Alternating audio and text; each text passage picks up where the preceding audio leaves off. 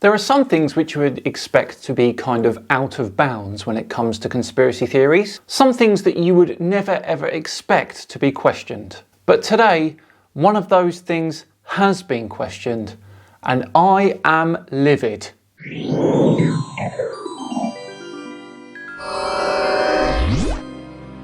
Hello all and welcome along to another episode of Tinfoil Tuesday with me, Simon Dan. Thank you very much for joining me. Before we begin today, a quick thank you to the sponsors of today's video, DataCamp. DataCamp is an online learning platform that makes it easy to build data analytical skills. Learn at your own pace with interactive courses and hands-on exercises. With over 350 courses and interactive learning experiences to be found. I personally absolutely love data, love playing around with it. So to really get involved in it, I've been looking at this Introduction to Data Science course. It is absolutely fascinating to see what data can really do. With DataCamp, you can combine video classes with practical exercises and skills assessments to help guide you. And the lessons are bite-sized and can fit your schedule.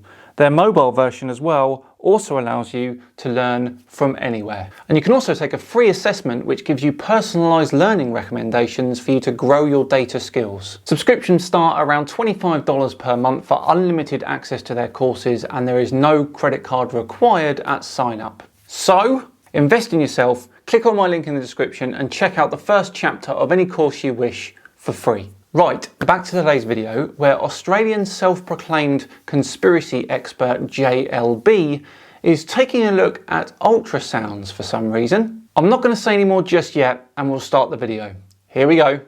Hello everybody, I hope you're having a wonderful day, afternoon, evening, whatever the case might be. Today we're taking a look at the question, why are people so stupid? And why do people seem to be getting stupider? That all depends on whose perspective we're coming from, JLB. And is there a simple explanation that has been staring us in the face this entire time? In this short video, I hope to answer some of these questions. There's also going to be some supplementary material for you to investigate further if you're interested to do so. But let's try and get right to the chase right now. Let's cut right to the chase and get straight to the heart of the matter. Let's go and take a look at this video. Don't jump to any conclusions. It might seem like you can tell where I'm going with this, but just bear with me. Okay, will do. Away you go. This is a video of an ultrasound. It's only a 2-minute video. Let's take a look and I will pause when it is time to pause. The video is entitled Ultrasound, an Early View of Baby. And it starts off with these lovely images of mothers and their children, blurry footage, nice music. It's a wonderful time when people have children. The Motherhood Channel. Ultrasound, a first view of baby. All right, Julia, we're going to take a look at your baby girl. So I may apply a little pressure, just let me know if it gets uncomfortable, okay? So here with ultrasound, we're able to evaluate a lot of anatomic structures. They're able to evaluate a lot of anatomic structures. This is obviously true. Having been present at many ultrasounds, I can confirm this. Especially looking at the head and the heart, and also measuring baby. But let's go and see how they can even measure the baby. She's laying today. So it looks like her head is right down, right above your bladder area, and her spine is over towards your left-hand side. This is really important information, guys. Trust me, they need to know this. And baby's bottom is right at the very top here. And the technician speaks with a lovely, cute, calm voice. This is very reassuring for the mother. She gets to see the baby on the screen.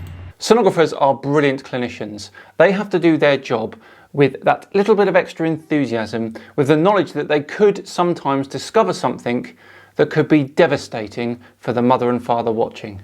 And here you can actually see baby's heart beating. They can see his heart, and they can even measure the heart rate to make sure it's normal. Nice and strong, as you can see there on the screen. And also, what most parents love to see, and I know you would love to see, is also here we can see baby's beautiful profile. Oh, you can see his profile. Very important to see the baby's profile. And it looks like she has her hand right underneath her chin. Oh, she has her hand underneath her and chin. also lips. That's so cute. You could also measure baby. Look at this device. It looks very sophisticated. High technology. This device specifically, yes, but ultrasound has been used for pregnancies since around the 1960s. Baby's heartbeat as well. And it looks like baby's heartbeat is about 149 beats per minute, which is a normal heartbeat. That's a normal heartbeat. And don't you worry, if it was an abnormal heartbeat, there's something the doctors could do to fix it, of course. That's why this is happening. They have to do the ultrasound to make sure everything's okay. And with ultrasound, we're also able to take a look at all these specific structures that are needed for a diagnostic interpretation as well. They can look at all the specific structures that are needed for a diagnostic interpretation. These are all fairly simple words when you break them down, but put them all together, it sounds like this technician is doing some kind of medical diagnostic, making sure the baby's okay, with the implication being that if something isn't okay, they can intervene to fix it. That's the implication.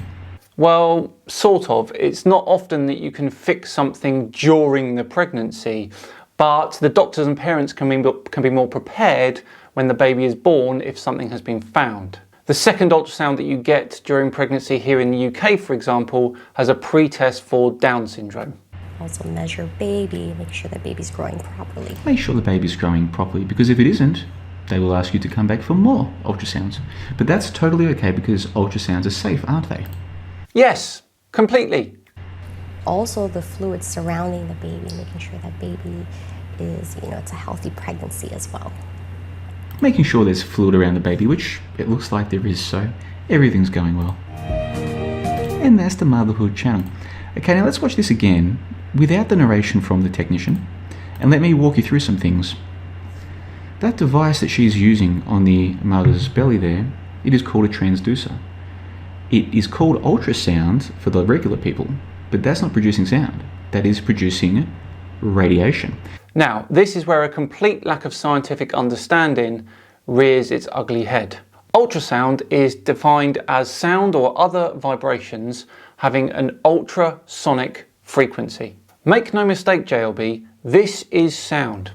It's ultrasonic sound though, with frequencies between 2 and 12 megahertz. That's million hertz. The top end of human hearing, for example, reaches about 20,000 hertz. Even dogs who have an upper hearing limit of around 65,000 hertz still won't be able to hear the sound produced by the ultrasound machine. It is sound. And your claim of radiation is a confusing one as well.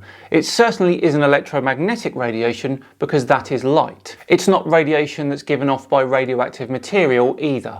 Now, acoustic radiation is a thing and we could possibly agree on that, but I'm not sure that that's what you meant. So your opening gambit straight away is incorrect. They call it non-ionizing radiation, which makes it sound safe, but I'm not so sure that it is safe because I've taken the time to read the scientific studies about these things. Well, I'm not sure you're reading the right ones, because by claiming it's non-ionizing radiation, you're saying that it's electromagnetic radiation, which it is not. Now, what you'll find is that the transducers that are used today are significantly more powerful than they were even 20 years ago. So if you're my age, 30, if you're in your 40s, you might have been ultrasounded, but not by devices as powerful as what is commonly used today. Hard to confirm this one, but even if this was the case, the high frequency of sound waves wouldn't be an issue. The radiation is being beamed right into that baby's home where it's growing up. And we assume that the radiation is safe. One, because it's called ultrasound, but two, as if they would beam dangerous radiation into the womb, as if they would let you do that. Here's the thing, if you look up the FDA's website, they state quite clearly you don't want to have too many of these things because they don't know the long-term effects. What they don't tell you is a study that I found from 1993, which did look at the long-term effects between two groups of babies. Babies who had one ultrasound and babies who had multiple ultrasounds. And they looked at what happens to the birth weight of these children. They looked at what happened to the mortality of these children. And then they followed it up 8 years later to see what had happened to those children. And believe it or not, they found that the children who had multiple ultrasounds turned out to be, on average, half a centimetre shorter than the babies who had only one ultrasound. Now, I think I found this study, and the abstract does state, and I quote, "Whilst it is possible that this finding was a chance effect, it is also plausible that frequent exposure to ultrasound may have influenced fetal growth." In other words, the results were not definitive. You might think, oh well, that's because the babies who weren't growing properly were then given more ultrasounds, so it's kind of like not a representative sample or not a fair sample. Not the case. The study explains that this was a randomized trial. So in other words, it seems as though there's a correlation between multiple ultrasounds and the baby actually turning out smaller. In fact, they say that there's a 1.3 risk factor for mothers who smoke having underweight babies. Having multiple ultrasounds in this particular scientific study found a 1.8 risk factor. That's not what it says on the paper that I found. Perhaps I'm looking at the wrong one. But this one states a 1.35 risk factor for birth weights less than the 10th centile and a 1.65 risk factor for birth weights less than the 3rd centile. Now, if you're new to scientific studies or to statistics or anything like this, these words might sound like mumbo jumbo, but I've got good news for you, because I put together a presentation about 1 hour 10 minutes available for free, link in the info box below, where I investigate this 1993 study. I look at what they say in the abstract, okay? I look at what they say in the method, in the discussion, in the conclusion. I go through their statistics, and what I found shook me to the depths of my miserable soul. Okay, I have found the right one. Good. I have read every single piece of that paper, and I have to say, I don't agree. You probably think ultrasound is safe. You probably think it's sound.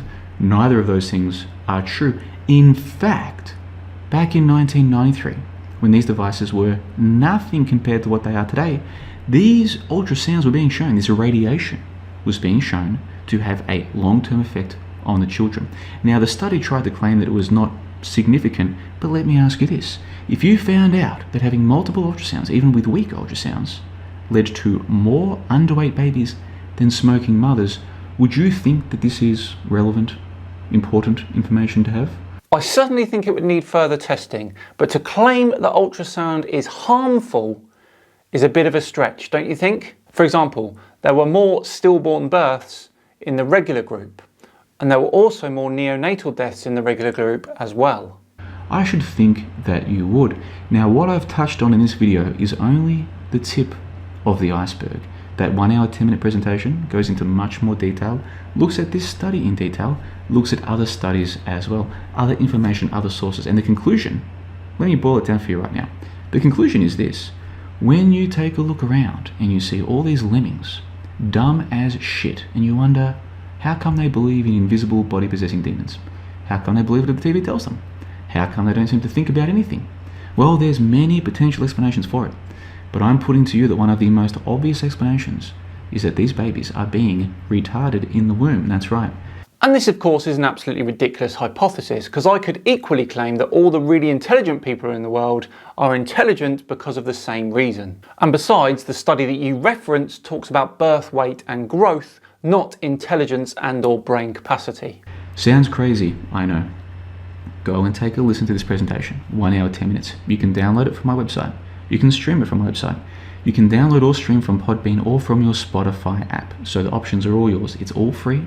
The information is provided in the info box below, in the show notes as well. So you can double check what I'm saying. And I challenge anybody to go and check these sources for themselves and come back to me and tell me that they believe that ultrasound is sound. It isn't, it's radiation. It is sound. Or that they believe that this has no long-term effects on the baby, because it's been shown that they do. I personally think that ultrasound is very safe. Or that they think that ultrasounds are getting safer over time. Actually, the opposite is true. They're getting far more powerful. And again, what I'm touching on right now in this video is only the tip of the iceberg. No, they aren't getting more powerful, because the greater the frequency, the less penetration you get. So why would they do that? Let's go, and by the way, the rest is all in that presentation, okay? 1 hour, 10 minutes is the best presentation you're ever going to hear on ultrasounds. I wish that wasn't the case. I wish there were other people doing this work. But everybody else is talking about vaccines, which may or may not come, which may or may not be toxic. They're talking about chlorine, they're talking about dumbed down schools. These things may be problems. What no one seems to be talking about is the ultrasound. And you might be thinking, JLB, your study's from 1993. Why don't you get a more recent study? That's a very good question. Why don't they have lots more studies? How come the most recent I could find are from so long ago? It's almost as though these studies, which by the way, this study was meant to show that this stuff is safe. It's almost as, and if you read between the lines, you can see they found the opposite. It's almost as though when they realized that these studies were revealing too much, they just stopped doing the studies. I think you'll find that even if there was a remote risk to pretty much every single child in the developed world, then there would be more studies. They just stopped doing them. You won't find too many studies on ultrasound and long-term effects, but I found one, and I talk about it in this presentation, which I encourage you to go and check out. So let's go and take another look at this ultrasound one more time. Let's take a look at this cutesy wootsy ultrasound. You probably think, oh, they do this for diagnostic reasons in case there's something wrong with the baby. You probably believe that if there is something wrong with the baby, there's something they can do to fix it. I tried to find evidence that that's the case, and I couldn't find a single scientific study which showed that prenatal intervention, or when the baby's in the womb, intervening because of a problem, led to better long-term outcomes for the child. I couldn't find any. If you can find some, please send them to me. Is that a joke? There are many, but here's one example. You can use ultrasound to detect an atrial septic defect, or otherwise known as hole in the heart. Diagnosing this pre-birth gives the doctors the absolute best chance of fixing it once the baby is born. And in some cases will give open heart surgery to babies only a few hours after they're born. I don't think you'll find them. And so, in my mind now, what you're looking at here, let me be very clear about this, because I don't want you to go into my presentation unless you're ready for it. What you're looking at here is not some kind of helpful technology, at least insofar as the outcomes for the baby are concerned, and the ideal life that we want this baby to lead. What you're actually looking at is a retardation device, and a perfect one, because they don't kill the baby. The study that I referred to before, 1993, published in The Lancet, it didn't find a high mortality for the children. So these ultrasounds are not killing the children. They might give you a false positive and tell you there's something wrong with the child, and then you go and kill it, which is obviously bad news for the baby. But these devices don't directly kill the baby, but they do seem to retard them. Don't take my word for it. Listen to the presentation and check out the studies that I cite. Absolute nonsense. Honestly, what you are spreading here could lead to a resistance to having regular ultrasound checkups during pregnancy. Checkups that could pick things up like atrial septal defects. You are literally risking people's lives. Please stop it. Right, there we go. Another Tinfoil Tuesday all wrapped up and dealt with.